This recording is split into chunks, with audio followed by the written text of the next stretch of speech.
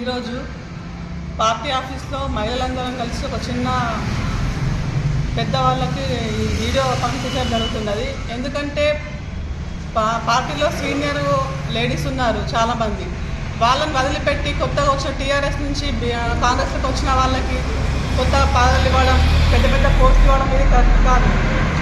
Local leaders ఉన్నారు, వాళ్ళ ప్రమేయం లేకుండానే జరుగుతుందా, ప్రమేయం ఉన్నదా, అది ఎలా జరుగుతుందో మాకు అర్థమవుతలేదు. మేము 10 సంవత్సరాల నుండి పార్టీకి కష్టపడి ఎన్నో అడుదొడుకులు ఎదుర్కొని మేము చాలా కష్టపడ్డోళ్ళని పక్కకు పెట్టి ఇప్పుడు మొన్న వచ్చిన వాళ్ళని ఎంకరేజ్ చేసి పెద్ద పదవులు ఇవ్వడం ఇది చాలా మాకు బాధగా అనిపిస్తున్నది. దీన్ని చాలా ఖండిస్తున్నాం మేము మహిళలను కూడా. మేము పార్టీ కాంగ్రెస్ రూలింగ్ పార్టీలో లేనప్పుడు చాలా అంటే చాలా కష్టం. ఎక్కడంటే అక్కడ ధర్నాలు చేయడము, తిరగడము, అందరితో సమానంగా మేము ఇంట్లో అన్ని వదిలిపెట్టుకొని హైదరాబాద్ బీచ్లో పోవడం రావడం అన్ని ప్రతి ఒక్కటి జరిగింది.